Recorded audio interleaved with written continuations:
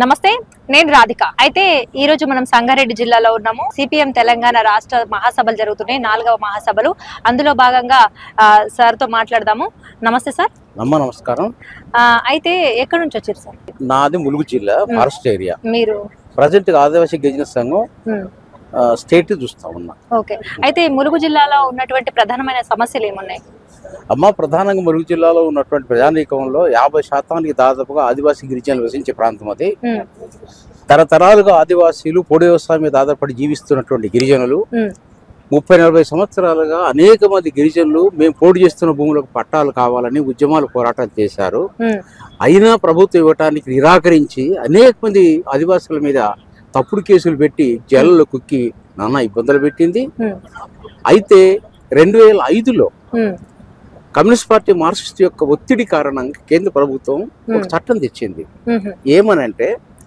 తరతరాలుగా ఈ పోడు భూముల మీద కాస్ట్ చేస్తున్న ఆదివాసీలకి అందరికి పట్టాలు ఇవ్వాలని 5 ఎకరాల నుంచి 10 ఎకరాలు ఉన్నటువంటి ప్రతి ఆదివాసికి పట్టా ఇవ్వాలని ఈ పట్టా లోపల కూడా ఎవరో సాక్ష్యం చూపుతూ అక్కర్లేదు ఎఫ్ఆర్సి ఫారెస్ట్ రైట్ యాక్ట్ కమిటీస్ని వేసి ఆ కమిటీ యొక్క సిఫారసుల మేరకే మీరు వాళ్ళకి పట్టాలు ఇవ్వాలని కమ్యూనిస్ట్ పార్టీ మార్క్సిస్ట్ ఆనాడు ఉన్నటువంటి ఢిల్లీ ప్రభుత్వం మీద ఒత్తిడి చేస్తే 2005లో ఈ చట్టం వచ్చింది ఈ చట్టం 2005లో వచ్చినప్పటికీ చట్టం చేసిందే తప్ప ప్రభుత్వం 2014 వరకు ఢిల్లీలో కాంగ్రెస్ గద్దె మీద ఉన్నప్పటికీ ఈ చట్టాన్ని అమలు చేయటం కానీ పట్టాలు ఇవ్వటం కానీ చేయలేదు సో అంచేత ఆదివాసులందరినీ సమీకరించి పట్టాలు ఇచ్చే వరకు భూమి మొదలం పట్టాలు ఇస్తారా శస్త్రా మీ సంగతి ఏందో చెప్పండి అని ప్రభుత్వాలకు వ్యతిరేకంగా నిరంతరంగా నిర్విరామ స్ట్రగుల్ జరిగింది మా పోరాటాల కారణంగా ఈ రాష్ట్రంలో 14,000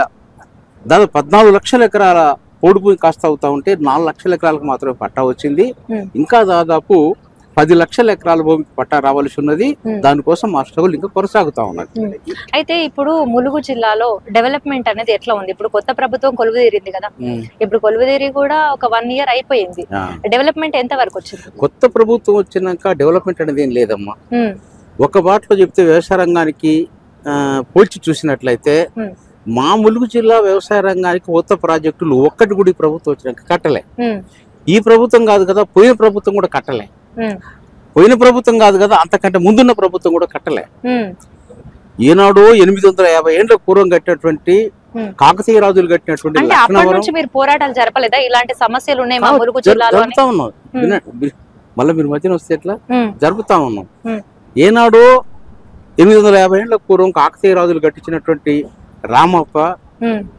లక్నవరం అదే విధంగా గన్పూర్ చెరువులు తప్ప అదనంగా ఇచ్చింది ఏం లేదు సుదీర్ఘ కాలంగా మేము చేసిన పోరాటం కారణంగా దేవాదుల ప్రాజెక్టు మాకు ఇవ్వండి ములుగు జిల్లాలో ఉన్నటువంటి ఫారెస్ట్ ఏరియాకి ఇరిగేషన్ కోసం గోదావరి మీద కనుక ఈ ప్రాజెక్టు కట్టినట్లయితే ఇక్కడుండే ఈ 10-12 మండలాలకు పుష్కలంగా నీరు అందుతాయని మా పోరాటం కారణంగా దేవాదుల ప్రాజెక్టు ప్రారంభించబడ్డది కానీ దేవాదుల ప్రాజెక్టు ప్రారంభించిన తర్వాత ఆనాడున్న ప్రభుత్వం ఇదేదో మెట్ట ప్రాంతాన్ని ముందించి మీకు తర్వాత ఇస్తామని మాకు నీళ్ళు ఇవ్వకుండా ఆపితే అసలు మాకు నీళ్ళు ఇస్తే తప్ప కుదరదు FRL 72 దాటిపోతా ఉన్నది నవంబర్ తర్వాత సో అందుకోసం మాకు ఇవ్వాలని చెప్పి మళ్ళీ స్ట్రగుల్ స్టార్ట్ చేసిన తర్వాత ఇప్పుడు నవంబర్ తర్వాత అక్కడ నీళ్లు ఉంటలేవు కాబట్టి అక్కడి నుంచి కిందికి వచ్చి కంతనపల్లి మీద అదే విధంగా దేవాదుల కింద ఒక ప్రత్యేక లొకేషన్ లో మళ్ళీ ఒక ప్రాజెక్ట్ కట్టారు ఆ ప్రాజెక్ట్ నీరు దాని లోతట్టు నీరంతా FRL 72 దాటి ఉంటది కాబట్టి దాని బ్యాక్ వాటర్ నుంచి నీళ్లు మీకు వస్తా ఇస్తామని ఆ ప్రాజెక్టు కూడా కట్టడం జరిగింది దాని కాలువలు ఇంకా తీయలేదు వస్తే మాకు నీళ్లు వాడతాయి ఇక ముందు మీ జిల్లా నుంచి ఎలాంటి సమస్యల మీద పోరాడబోతున్నారు మా జిల్లాలో ప్రధానంగా ఒక మాటలో చెప్పాలంటే రైతాంగానికి వాళ్ళు పండించిన పంటలకు గిట్టుబాటు ధర లేదు దట్ ఇస్ నెంబర్ 1 రెండో అతి ముఖ్యమైన మాట ఏంటంటే నిరుద్యోగ సమస్య విలయతాండం చేస్తా ఉన్నది పొద్దున చేస్తే ఈ పాలక వర్గాలు గిరిజనులని హరిజనులను ఉద్ధరిస్తామని కాకమ్మ కథలు చెప్తుంటది ఒకనాడు ఆదివాసులకు విద్య లేని మాట నిజం కొన్ని గురుకుల పాఠశాలలు పెట్టి లేదా కొన్ని హాస్టల్స్ పెట్టి ప్రభుత్వం కొంత ప్రోత్సహించడం కారణంగా గిరిజనులు కొంత విద్య పెరిగింది కానీ ఇవాళ ఏ మండలాన్ని వెతికి చూసినా 3,000 మంది 4,000 మంది 2,000 మంది పైచీలకు ఆదివాసీ యువకులు ఉద్యోగాలు లేక కాళ్ళు అడిగిన దాకా తిరిగినా వాళ్ళకు ఉద్యోగాలు రాలా. ఉమ్, సో కాబట్టి ప్రతి ఇంటికి ఒకరు చొప్పున డిగ్రీలు, పీజీలు, ఇంటర్మీడియట్ చదివినటువంటి ఉమ్, గిరిజన యువకులు ఉన్నారు. ఉమ్, సో వాళ్ళందరినీ సమీకరించి ముందు ఉద్యోగం ఇస్తారా సస్తారా మీ సంగతులు చెప్పండి అనే పద్ధతుల్లో ఉమ్, గిరిజన యువతరం చేత ఒక మూమెంట్ని బిల్డప్ చేయడం కోసం ప్రయత్నం చేస్తా ఉన్నాం. ఉమ్, ఇది మొదటిది.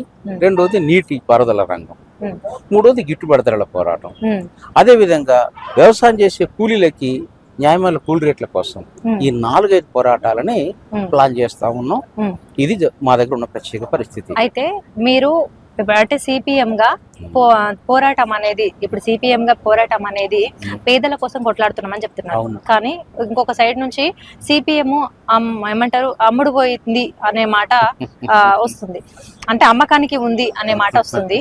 దాన్ని మీరు ఎట్లా చెప్తారు? తప్పమ్మా. ఉమ్, వాస్తవ విరుద్ధంగా కొంతమంది ఉమ్, పాలక వర్గాలు ఉమ్, మా వర్గ పోరాటాలని సహించక ఉమ్, మా మీద ద్వేషంతో, పగతో, ఈర్ష్యతో చేసే తప్పుడు ప్రచారం తప్ప ఎప్పుడు ఎక్కడ ఎవరికి అమ్ముడు పోయామో చెప్పమానండి. ఉమ్, అందుకోసం ఇటువంటి మాటలు మాట్లాడటం అనేది ఉమ్, పాలకులకు చెల్లు తప్ప ఇంకొకరికి చెల్లదు.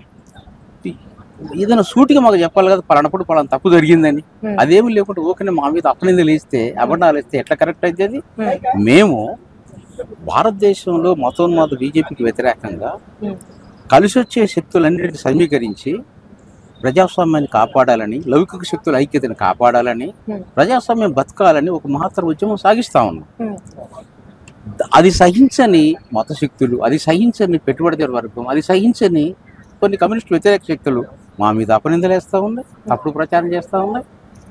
ఆ తప్పుడు ప్రచారం యొక్క సీక్వెన్సే మీ దాకా వచ్చింది. ఉమ్, కమ్యూనిస్టులు అమ్ముడు పోతున్నారని అదని ఇదని. అది నిజం కాదు, ఉమ్. అది నిజం కాదు.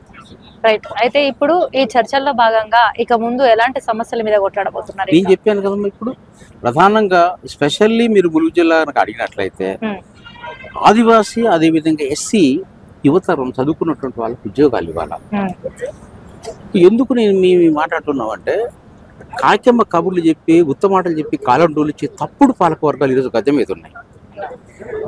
బీజేపీ గద్దె మీదకి వస్తే మాకు ఓట్లు వేస్తే సంవత్సరానికి 2 కోట్ల మందికి ఉద్యోగాలు ఇస్తున్న బీజేపీ అన్నది కదా. 2 కోట్లు కాదు కదా, ఒక్కరిని కూడా మా గిరిజనుల్లో ఢిల్లీ గవర్నమెంట్ ఉద్యోగం ఇవ్వలే. ఉమ్, అందుకోసం వాళ్ళని సమీకరించి ఆ ఉద్యోగాల కోసం ఉద్యమం చేస్తారు. ఉమ్, అదే విధంగా ఇప్పుడు పోడు భూములలో ఉమ్, 4,000 వచ్చింది, ఇంకా 10,000 ఎకరాలకు రావాలి. అది వచ్చే వరకు ఉద్యమం చేస్తారు. ఉమ్, అదేవిధంగా వ్యవసాయ రంగానికి సంబంధించినటువంటి గిరిజన ప్రాంతాలలో ఈ రోజుకి నేను ముందే చెప్పాను, కాకతీయ నాటి చెరువులు తప్ప సరికొత్తగా నీటి వనరులు ఇంకా మాకు రాలే. వాటి కోసం ఉద్యమం చేస్తా ఉన్నాం. నీటి పారుదలని మాకు ఇచ్చే వరకు ఉద్యమాలు చేస్తాం. రైట్.